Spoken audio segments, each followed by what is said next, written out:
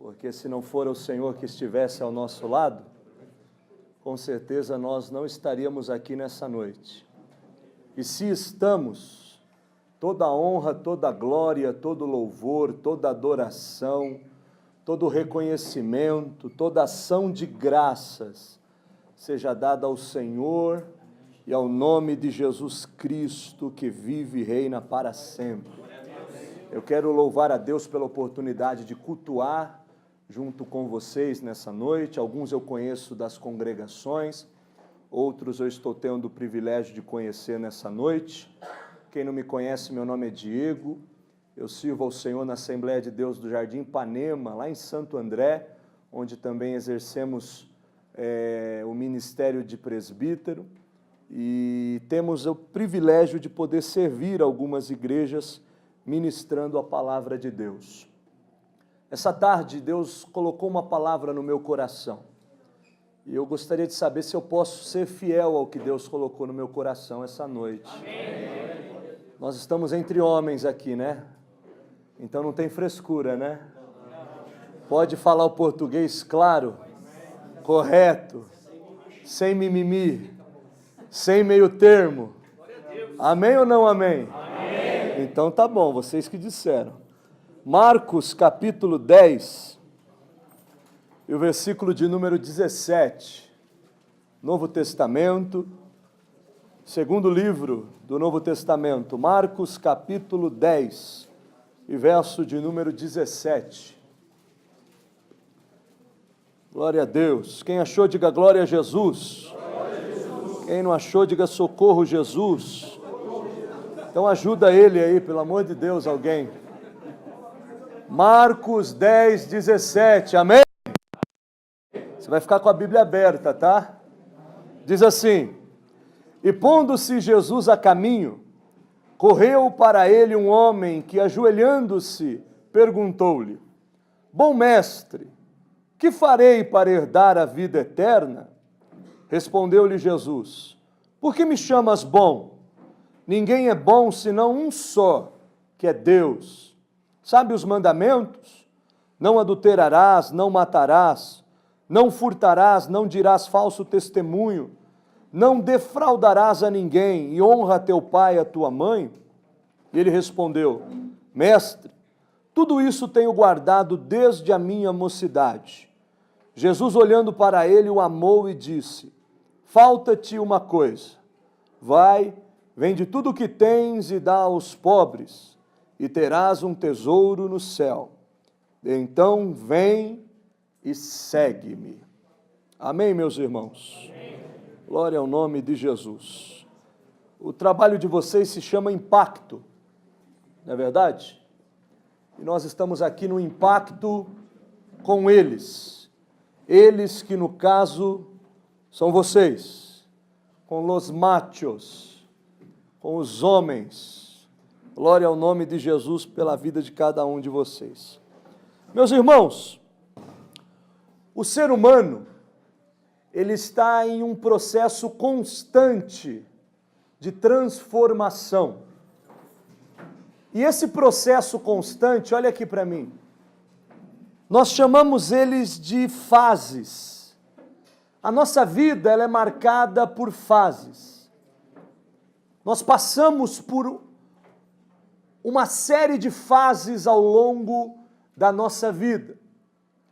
E uma dessas fases se chama adolescência ou juventude, dependendo aí da sua idade. Pelo que eu vejo, nós temos aqui adolescentes, e temos jovens, e temos alguns casados agregados aí, mas graças a Deus por isso. Deus seja louvado pela vida dos irmãos. O jovem, ou adolescente, ele é o indivíduo em crescimento. Ele não é mais criança, não é. Mas também não é adulto, não é dono do próprio nariz. E alguns, como o meu, é um senhor nariz, né? Mas não é dono, não manda nele, não é criança, mas também não é adulto ainda. Geralmente, essa fase da vida é aquela que nós fazemos a seguinte pergunta. Talvez você tenha feito essa pergunta hoje de manhã, ou à tarde, ou antes de vir para cá, quando você olhou no espelho e disse: quem é esse cara aí? Quem sou eu? Você já fez essa pergunta? Quem sou eu? Ou quem eu sou? Às vezes você se depara com você mesmo e fala: quem é esse camarada? Às vezes nós conhecemos tão bem outras pessoas, né? Aliás, nós achamos que conhecemos as outras pessoas muito bem, mas temos uma profunda dificuldade de nos conhecer, de enfrentar os nossos próprios traumas, medos, ansiedades. Muitos jovens, para não dizer a grande maioria, estão nessa caminhada de quem sou eu, o que eu vou fazer da minha vida. A juventude é um período de diversidades, de modificações, principalmente nos adolescentes, físicas. Quando a gente é adolescente, eu vou usar o português claro, você dorme de um jeito e acorda de outro. Você dorme de um jeito e quando você acorda você fala: o que é isso aqui? De onde isto surgiu? De onde isso apareceu? As coisas brotam e a gente não sabe de onde veio, nem para onde. Você olha para você e agora eu sou outra coisa, sendo uma coisa, não sei explicar. Modificações físicas, emocionais, espirituais. Gerações, os estudiosos aí sabem, geração X, geração Y, geração Z, vivendo, compartilhando lugares, o mesmo mundo, simultaneamente, pessoas com criações diferentes, histórias diferentes, verdades diferentes, mas que existem em um mesmo lugar, e isso acaba gerando conflitos. A juventude, a adolescência, é geralmente quando se começam os conflitos com os pais.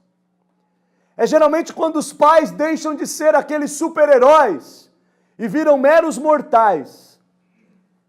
Quando a criança olha para o pai é o super-herói, a mãe é uma heroína. Mas na adolescência, na juventude, os pais começam a ser comparados com outros pais, com outras mães. E aí sempre tem aquele conflito, né? Pô, a mãe do meu amigo é tão legal e a senhora é só o sangue de Jesus. Pô, o pai do meu amigo é gente finíssima. O Senhor fica causando com tudo. É nessa fase da vida que os pais viram meros mortais, começam a ser comparados. Conflitos com os pais, conflitos com os irmãos. Quem aqui não tem um irmão que você não tem vontade de entregar para Jesus? Não é verdade? Que você fala: toma conta, Senhor dos exércitos. É mistério. Tem o mais novo, tem o mais velho, tem o do meio. Alguns aqui têm as 12 tribos de Israel. É uma turma e é difícil. Eu tenho um irmão apenas, mas chegou um momento da minha vida que eu cheguei para meu pai e para minha mãe, eu falei: eu não quero mais esse cara no mesmo quarto que eu. Não quero. Eu quero que ele suma daqui. Não quero, eu quero ter o meu espaço, o meu lugar, a minha bate-caverna. Eu quero ser o dono do meu ambiente. Esse cara é um intruso, ele está me atrapalhando.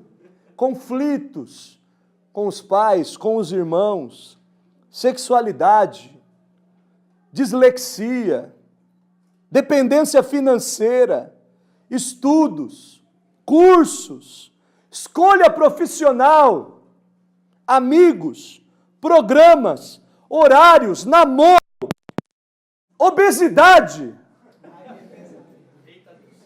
anorexia, bulimia,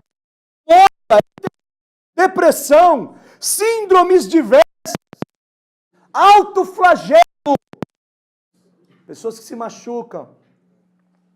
igreja, departamentos e tantas outras coisas que fazem parte da juventude. Conflitos, desafios. Às vezes a gente olha para o jovem e não sabe muitas vezes os desafios. Essa pessoa mesmo que está aí do seu lado, você já olhou para ele?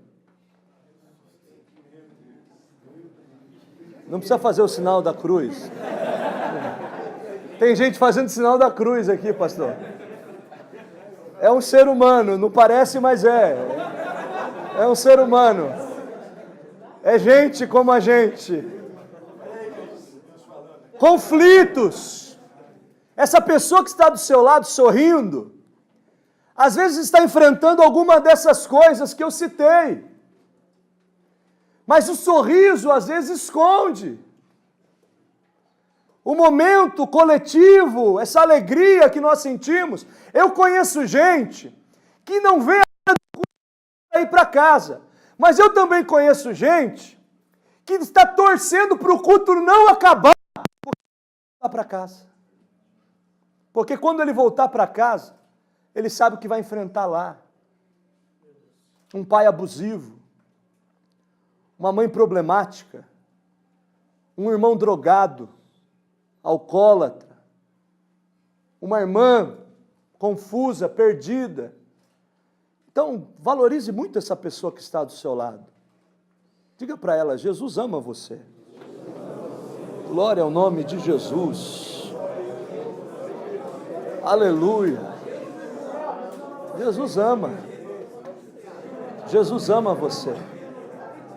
Sabe, irmãos, a caminhada, ela é complicada. Às vezes nós andamos sobrecarregados. Olha aqui para mim. Andamos querendo carregar o mundo nas costas. Tem gente jovem que está carregando excesso de passado. Isso está gerando, sabe o quê? Depressão, tristeza, angústia, amargura, doenças na alma. Mas tem gente que aqui está carregando excesso de presente, ou do presente, e está estressado, está nervoso, está insuportavelmente insuportável, nem ele se aguenta. Alguém buzina e ele já quer a morte. Desce desse carro. Aí o cara lembra que é crente, fala, não desce não. Né? Estresse, excesso do presente. Mas tem gente que está com excesso do futuro. Isso sabe o que gera? Ansiedade. E tem gente aqui que está com excesso dos três. E eu não sei nem como você levantou da cama hoje. Eu não faço a menor ideia. Mas Mateus 11, 28, Jesus diz assim, vinde a mim, todos vocês que estão cansados e sobrecarregados, e eu vos aliviarei. Tomai sobre vós o meu jugo e aprendei de mim que sou manso e humilde de coração, e encontrarei descanso para as vossas almas. Porque o meu jugo é suave e o meu fardo é leve. Eu quero dar um conselho para você essa noite. Troque o seu fardo pelo fardo de Jesus. Troque o teu jugo pelo jugo de Jesus. E você vai encontrar descanso para a tua alma abatida. Oh, lavachure minafia. Quantos estão sentindo a presença de Deus aqui? Sabe, irmãos, a caminhada parece difícil, mas todas as fases da vida são difíceis. Cada uma traz os seus próprios desafios. O que eu faço então? Eu devo administrar com sabedoria a fase que eu estou, para que quando eu chegar na próxima, eu chegue melhor preparado. Para que quando eu chegar na próxima, eu não tenha que lidar com os problemas da fase atual e com os problemas da outra fase que eu não soube lidar com ela. Quantos estão me entendendo? É importante que se entenda. O que eu faço, irmão? Administre com sabedoria a tua vida. Ande com prudência. Ande com sabedoria. Busque ao Senhor e busque a palavra de Deus para a sua vida. A Bíblia cita um exemplo no Antigo Testamento de um homem chamado Josué. Quem quiser anotar, lê Êxodo capítulo 33 e versículo 11. Moisés era um homem com quem Deus falava, mas tinha alguém que seguia Moisés. O nome dele era Josué. Moisés entrava na tenda, a nuvem vinha sobre a tenda e Deus falava com Moisés, mas Josué estava do lado de fora da tenda. Deus não falava com Josué, mas se não tivesse Moisés, a pessoa mais perto de ouvir a palavra de Deus era Josué. Chegou um tempo em que Moisés faltou. Sabe com quem que Deus foi falar? Com Josué. Ande perto de gente que Deus fala. Ande perto de gente que te agrega. Ande perto de gente que sabe mais que você. Ande perto de gente, de pessoas que te abençoam, que te enriquecem, que te edificam, que te colocam para Deus. Não é nem para cima, é para Deus. Moisés, meu servo, é morto. É a tua fase. Você está pronto? Estou, porque eu administrei a fase passada com sabedoria. Oh, glória ao nome de Jesus. Outro exemplo é o de Timóteo no Novo Testamento. 1 Timóteo 4, do 12 ao 16. Um menino que a gente não sabe quem foi o pai. Criado pela mãe, criado pela avó. Chegou um momento que teve que pastorear uma igreja. Um menino tímido, que tinha problemas no estômago. Mas Paulo falou assim para ele: ninguém despreze a tua mocidade, mas sê exemplo dos fiéis, na caridade, na pureza, no trato. Você está entendendo o que Deus está falando? Ah, mas eu não sou pastor da igreja. Mas pode ser amanhã. Ah, mas eu não sou isso, mas amanhã pode ser a sua vez. Fica perto, fica próximo do que Deus está fazendo. Esteja perto das pessoas com que Deus está falando, porque amanhã elas vão faltar, e quem Deus vai levantar é você. E você tem que estar pronto, tem que estar preparado. Nós temos que ser um indivíduo em crescimento. Josué, Timóteo, Jesus, eu acho fantástico isso. Lucas capítulo 2, verso 52. É a única passagem que fala de Jesus jovem, Jesus adolescente. E sabe o que o texto diz? O texto diz que Jesus estava em crescimento. É um personagem relacionado a alguém que crescia diante de Deus e diante dos homens. E crescia Jesus em estatura, em sabedoria, diante de Deus e diante dos homens. Sabe o que é isso? Seu crescimento tem que ser equilibrado. Quem está comigo aqui? Tem gente tomando anabolizante na igreja. Não, não é você que está forte, não. Espiritualmente falando. As coisas não acontecem do dia para a noite, irmão. E crescia, até Jesus passou por isso. Crescendo diante de Deus e diante dos homens. O modo equilibrado de crescer não é só crescer para Deus e não é só crescer para os homens, mas é crescer diante de Deus e diante dos homens. O texto que nós lemos, quem lembra o texto que nós lemos? Marcos 10, 17. Que bênção vocês, viu? Já encheram meu coração de alegria. Tem igreja que a gente faz essa pergunta, e os irmãos falam assim,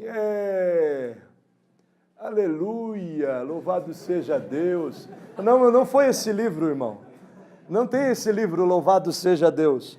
O texto que nós lemos fala de um encontro com Jesus e com um jovem chamado Jovem Rico, ou mancebo de qualidade. Um encontro, irmãos, que Marcos ele registra acontecendo no caminho. Eu quero te dizer uma coisa aqui interessante. Quantos evangelhos tem no Novo Testamento?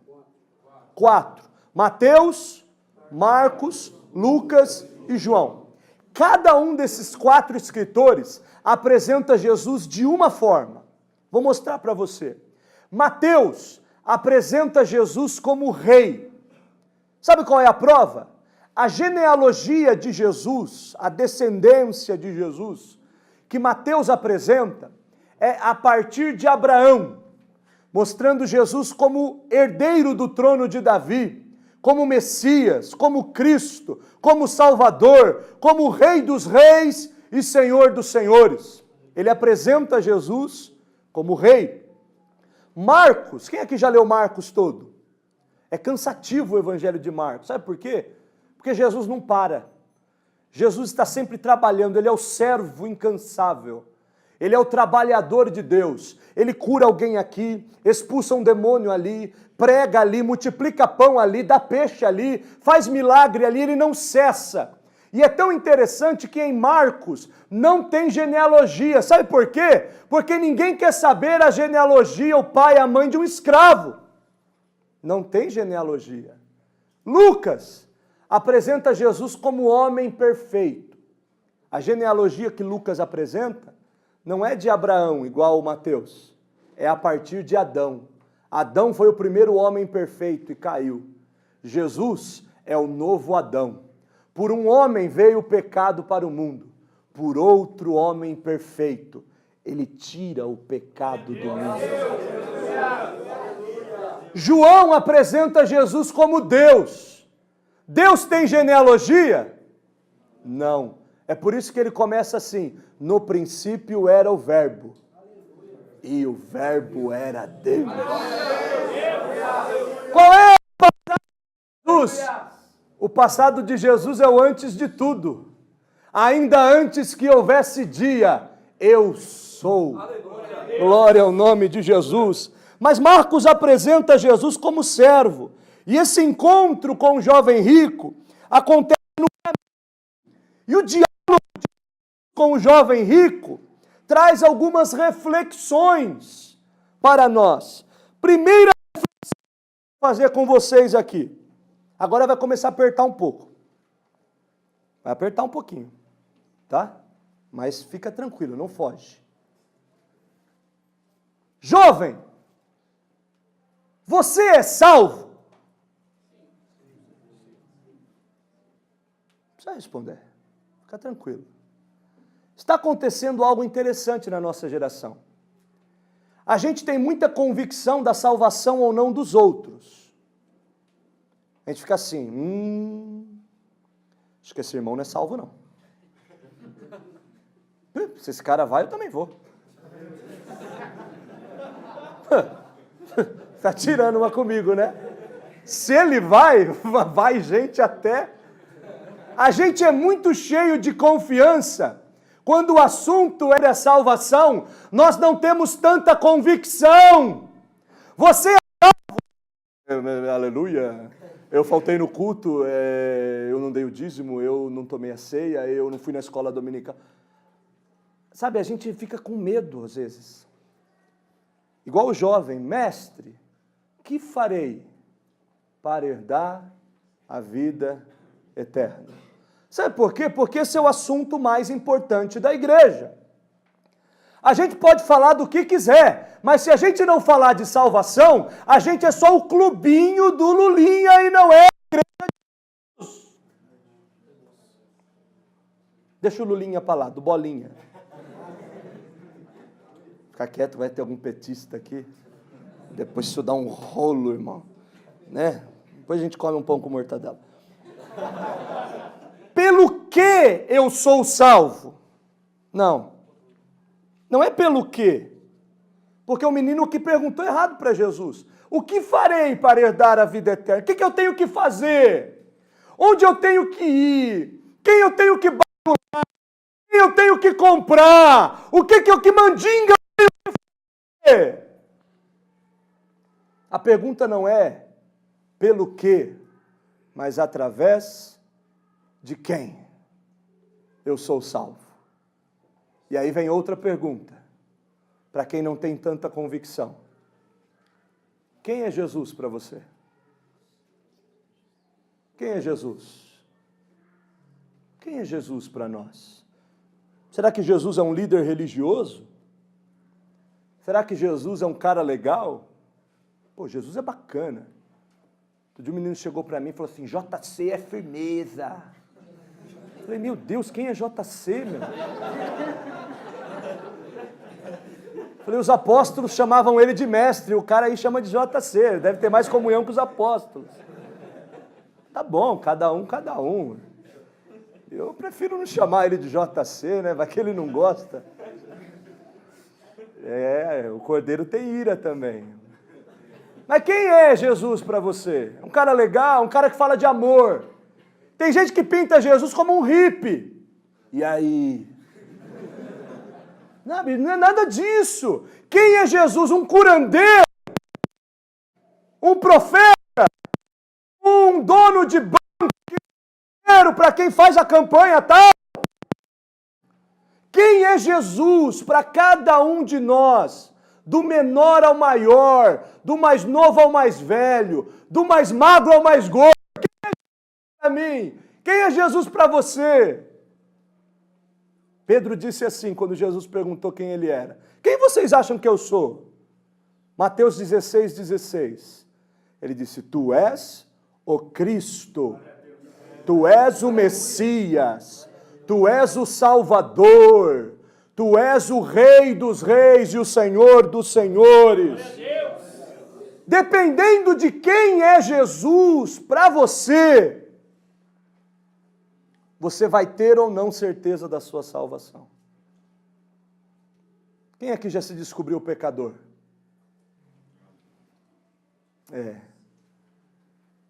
Isso é muito importante, irmãos. Sabe por quê? Porque essa obra não é de homens. Quem convence o homem não é oratória de pregador, não é fundo musical de tecladista, não é ministração de ministro de louvor. Quem convence o homem do pecado, da justiça e do juízo é o Espírito Santo de Deus. Mas não é o pecado que eu faço, é o pecado que eu sou. Eu não sou pecador porque eu peco porque eu sou pecador. Eu nasci pecador. Eu estou destituído da glória de Deus. A minha existência sem Jesus é uma afronta à justiça e à santidade do Todo-Poderoso. De maneira que fora de Jesus, um dia eu serei julgado por essa mesma justiça e por essa mesma santidade. Então eu pergunto novamente, você é salvo?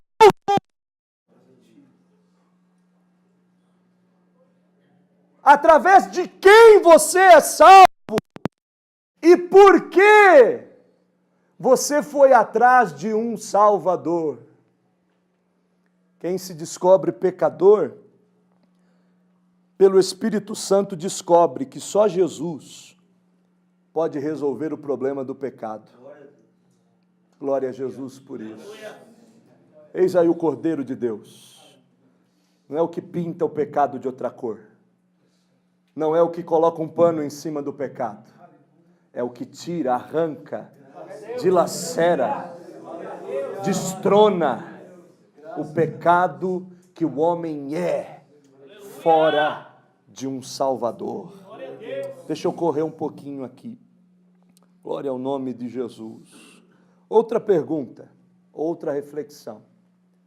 Essa primeira é importantíssima, irmãos. Você é salvo, você tem que ter certeza disso. Você tem que andar como salvo. A sua identidade é salvo. Eu não faço para ser salvo. Eu faço porque eu já fui salvo.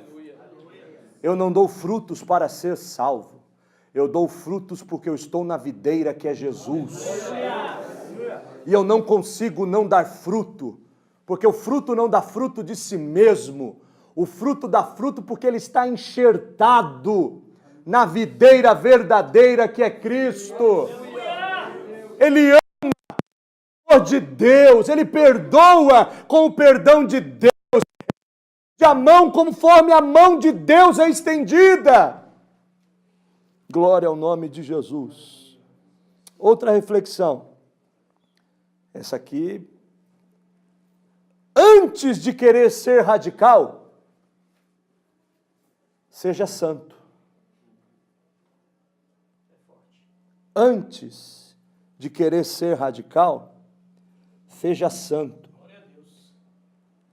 O Evangelho, meus irmãos, ele não é uma religião de experiências. Eu não abandono uma experiência para ter outra. O Evangelho é um chamado. É um chamado racional. É um chamado no entendimento para uma mudança de vida. Eu conheço um monte de gente na noia da religião. Vou te explicar o que é isso. Tem gente que só trocou a biqueira pela igreja, mas ele continua doente. Ele continua louco. Ele continua desequilibrado. Porque nós não fomos chamados para trocar apenas de ambientes, de roupa, de agenda. Nós fomos chamados para uma metanoia. Não é para uma experiência na mente, é para uma mudança de mente. Está dando para entender isso? Sabe quando eu sei que eu estou na noia da religião? Vou dar um exemplo aqui, pastor. Quando ou eu estou no monte, ou eu estou na biqueira. Sabe qual é o chamado do Evangelho? É o equilíbrio. É eu conseguir caminhar. É eu conseguir discernir o sim e o não. É eu conseguir discernir o que é bom e o que é mal. É eu conseguir discernir pelo Espírito de Deus o que me convém e o que não me convém. Mas tem gente que está na noia na igreja. Não, a experiência não é só experiência.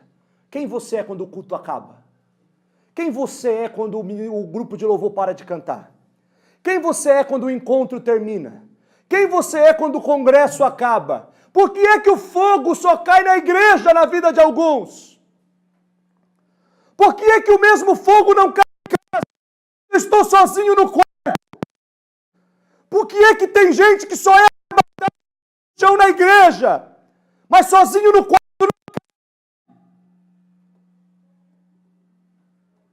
Porque está sendo radical, mas não está sendo santo. Está tendo uma experiência e não vivendo um chamado. Bendito seja o nome de Jesus. Sabe isso que você sentiu aqui? Você não sentiu por causa do ambiente. Você sentiu por causa do Espírito de Deus. E esse mesmo Espírito pode estar com você em todos os lugares. Sabe, o chamado do Evangelho não é templo. O chamado do Evangelho é caminho. O chamado do Evangelho é andando com Jesus. É comendo com Jesus. É Jesus. É tudo Jesus. Mas Jesus, eu comprei 3 cadeiras. Senta aqui e vê esse filme comigo porque é da hora. Sabe, tudo que eu faço para a glória de Deus. Sabe, pegar um copo, irmão. Às vezes a gente só faz para a glória de Deus as coisas da igreja. Mas sabe quando você pegar um Big Mac e você levantar ele e dizer, isso aqui é para a glória do teu nome, Jesus. Oh, glória. Aleluia. Tem gente sendo renovada já aí. Mas vocês estão me entendendo? A gente mistifica às vezes as coisas. A gente mistifica, é gente vendo mula sem cabeça, nas experiências, na loucura da religião, e não vendo o irmão necessitado do lado. Você não foi chamado para ver mula sem cabeça. Você foi chamado para andar no caminho. para demonstrar o que Jesus é na vida das pessoas. Antes de querer ser radical, seja santo. Mas não como esse menino aqui, que obedece os mandamentos, mas não tem alegria. Não tem alegria. Falaram assim para ele, você conhece os mandamentos? Ele falou, conheço, mas eu não tenho certeza da minha salvação. Tem gente cumprindo os mandamentos sem nuance, sem emoção, sem alegria. Sabe, o cara vai para a igreja assim, ó. Pai do Senhor, irmão. Dá um glória aí. Glória. Irmão, você morreu, esqueceram de enterrar você, irmão. Vamos fazer um convênio aí de funerária, sabe?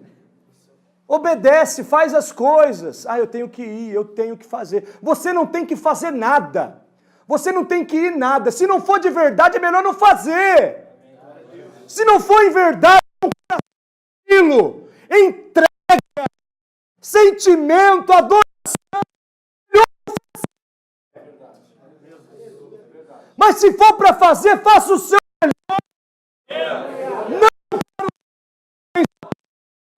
mas para o nome de Deus ser glorificado. Tem gente andando que nem esse menino aqui. Eu obedeço os mandamentos desde a minha mocidade. Eu vou na escola dominical. Eu cantava corinho. Eu vou na oração. Mas está morrendo em pé. Está dando de nada. Tem que sofrer um impacto na tua vida. Tem que ser impactado por Jesus no caminho e não no templo. Porque esse jovem encontrou Jesus no caminho. Mas pode ser que não seja no culto, vai ser no caminho. Você vai estar indo no mercado lá, daqui a pouco alguém vai olhar para você e vai dizer assim, o mesmo Espírito que está em ti está em mim. Oh, glória ao nome de Jesus. É no caminho, não é no templo. O templo é para a gente se reunir. O caminho é para viver. Jesus não disse,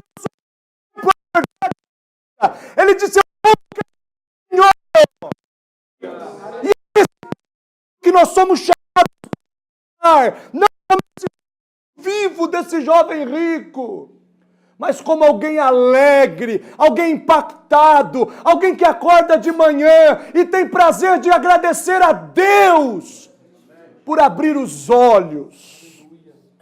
Mas tem gente achando que ser radical é colocar um terno. Tem gente achando que ser radical é ser hipster, é calça jeans e camiseta.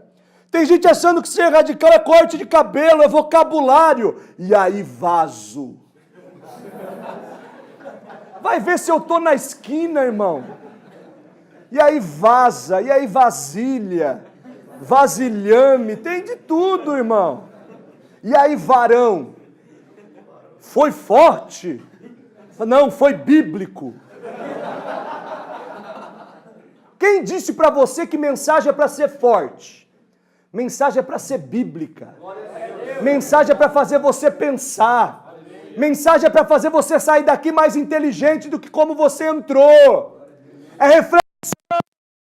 É culto racional. Renovação do nosso entendimento. É ter Jesus e sendo impactado para a visão melhor. Tem gente achando que ser radical é copiar o Chapolin de BH. Tem gente achando isso. Tem gente achando que ser radical é fazer alguma dessas correntes de relacionamento cristão que está criando uma fábrica de tarados na igreja. Não, não pode isso. Não pode aquilo. Eu vou falar. Não pode isso. Não pode aquilo. Só que na tua cabeça está acontecendo tudo que não era para acontecer. No evangelho não é assim, irmão. No evangelho não tem mecânica. No evangelho não tem regrinha humana, manipulação. No evangelho você caminha no Espírito. No evangelho você discerne as coisas pelo Espírito Santo. Não precisa ninguém, nenhum babalorixá gospel, pajé, guru, falar o que você tem que fazer. O Espírito Santo te discerne, o Espírito Santo revela. O Espírito Santo diz isso é você. Mas tem igreja, ela parece uns robozinhos. Aí o cara conhece uma menina e tem que pedir autorização para não sei quem, não sei quem. Ele não pega nem na mão, mas o cara é tarado na mente. E aí casa tarado. E aí vira uma loucura o casamento, irmão. Vocês estão entendendo o que eu estou falando? Discirna as coisas no Espírito Santo. Tudo me é lícito, mas nem tudo me convém. Isso acontece no caminho. Ele olha, rapaz, ainda te falta uma coisa. No caso do jovem, era o coração nas riquezas. No seu caso, o que é que está faltando para você? O que é que está te impedindo de seguir a Jesus? O que é que está te impedindo? Eu vou dar alguns exemplos aqui. Traumas de infância. Talvez o que está te impedindo são traumas de infância. Eu quero te dizer uma coisa. Você não precisa fazer nenhuma campanha para quebrar isso. Porque tudo já foi consumado na cruz do Calvário.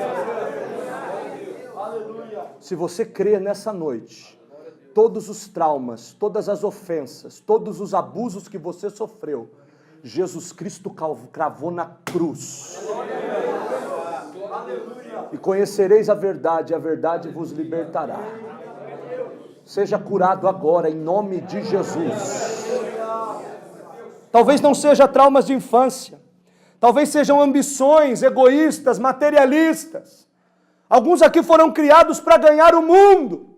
Mas cuidado. Essa noite alguém pode pedir a tua alma. E você não foi chamado só para ganhar o mundo. Você foi chamado para preservar a tua alma. Do que adianta o homem ganhar o mundo inteiro e perder a sua alma? Estude, trabalhe, seja o melhor que você pode ser, mas não esqueça de Jesus. Não esqueça, porque quando pedirem a tua alma e você não tiver a tua alma em Cristo, logo aos olhos de Deus. Terceiro, dificuldades financeiras. Tem gente aqui que está mais duro que eu. E olha que eu estou duro, irmão. Mas eu sei que tem gente aqui que está pior do que eu. Principalmente nós homens, né? Los machos. Eu quero aquele emprego. Tem um hospital, eu fiz a entrevista 2 vezes, pastor. Fiz a entrevista, passei, fiz o exame médico. A primeira vez não me chamou. Passou alguns meses, me chamaram de novo. Fiz a entrevista, fiz o exame médico. Estou esperando até hoje. Aí eu fui falar com Deus. Falei, e aí, Senhor? É pessoal o negócio? O Senhor não vai com a minha cara? Eu quero aquele emprego, Senhor. Vai resolver meu problema. Vai me deixar bacana. Tudo que está faltando. O Senhor falou assim, a minha graça te basta. Dorme nesse barulho, crente. Sabe, irmãos, a gente tem desejos, mas seja grato àquilo que o Senhor te deu. Vai se esforçando e as coisas vão melhorando. Mas seja grato a Jesus. Gente revoltada com a organização, machucada por pessoas. Meu conselho é, não saia da igreja. Porque você vai sair e vai levar essas feridas com você. Fique onde você está. Perdoe. E toda essa dureza, essa raiva, esse ressentimento vai sair do teu coração. Amém, meus irmãos? Amém. Meu namoro que não existe sem sexo.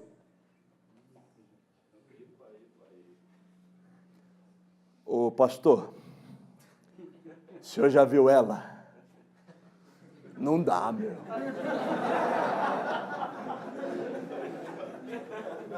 Tem nenhum irmão vindo aí não, né? Hein, crente? Ela falou que se não for eu, ela não consegue ficar sem. Eu conheço gente que já ouviu isso. Eu não consigo ficar sem. Aí o cara falou, vou eu então, né? Se não for eu, vai outro. Posso ficar à vontade, pastor? E aí você vai. Mas eu quero fazer uma pergunta para você. Não estou aqui para acusar ninguém, não. O que existe no teu casamento, no teu namoro, além do sexo? Tira o sexo, o que sobra? Fala, nossa, ela é insuportável. Aí você olha pro camarada, o braço direito dele, ou isso. Esse cara só treina um braço, hein? É um 5-1 desado. O que eu faço então, irmão? O que eu faço da minha vida sem você? Você não me ensinou a te esquecer. O que eu faço? Pensa. Eu quero que você reflita agora, irmão. Tira o sexo. O que sobra? Não, mas ela é gostosa. Tá, mas ela vai, uma hora ela não vai ser mais. Uma hora vai desandar tudo lá. Tem mulher que tem filho e não volta. E aí? Meu Deus. Tem gente que casa porque é avião, né?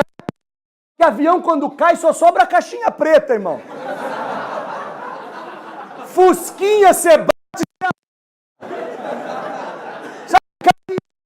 Deu uma. Avião quando cai é só desgraça. É só graça.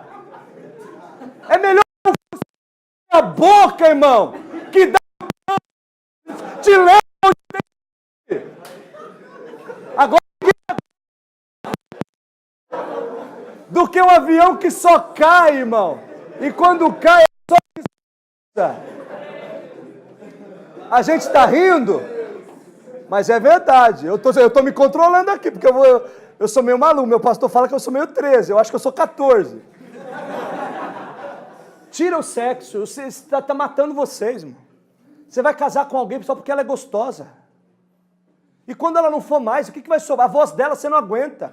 Vocês não se entendem. Ou vocês estão transando ou estão brigando. Cai fora, irmão. Vaza. Pega um fusquinha. Até o cara deu uma fusca, você não quer andar. Mais dentro de um fusca. Ele vai te levar. Você está entendendo o que Deus está falando com você? Sexo não é motivo para se casar. Eu tenho que subir, né, pastor?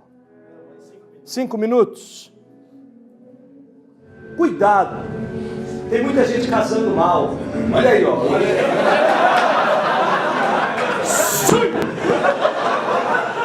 Tem muita gente casando mal. E o nível de divórcio está aumentando na igreja. Porque estão casando mal, estão casando porque o cara é bonitinho, estão casando porque a irmã é gostosinha, mas isso não sustenta casamento. Sai dessa, escapa por tua vida, chega nela e fala, filha, você é boa, mas eu sou de Jesus. Ela vai arregalar um olhão assim e fala, mas depois mantém a palavra, né? Para encerrar essa aqui eu preciso falar.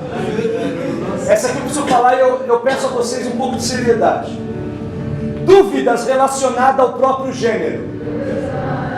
Os pastores antigos não têm capacidade cultural para lidar com esses assuntos. Nós temos que ter. Porque nós vamos nos deparar com uma geração, e isso está cada vez mais comum. Se é espiritual, a gente ora e resolve. Se é modinha, o tempo vai resolver. Mas tem coisa que eu não sei explicar. Eu quero dar um conselho se existe alguém assim, que está vivendo isso, esse conflito. Eu quero te dar um conselho. Não largue Jesus. Não saia da igreja. Procure os seus líderes.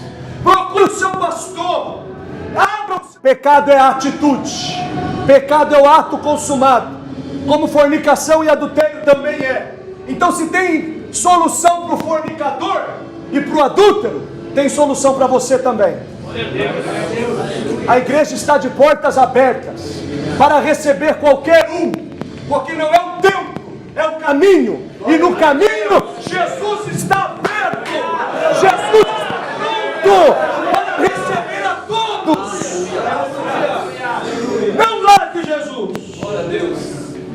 parar por aqui. Ele olha para o jovem rico, diz assim: segue-me, vê o que está te faltando e segue-me, vem comigo. Esse assunto, quem sabe um outro dia a gente pode falar mais, mas só reflexões eu fiz, rápidas. Se você se deparou, eu passei a tarde preparando isso aqui, e eu coloquei aqui o que Deus colocou no meu coração. Se você se encontra nessa situação, Jesus está te amando essa noite. Ele está te amando e dizendo: segue-me, vem comigo, caminha comigo. Curva a sua cabeça um momento. Curva a sua cabeça. Olá, stuque forgenavacia. Eu não sei o que está te impedindo de seguir a Jesus, mas Jesus vai mudar a tua vida essa noite.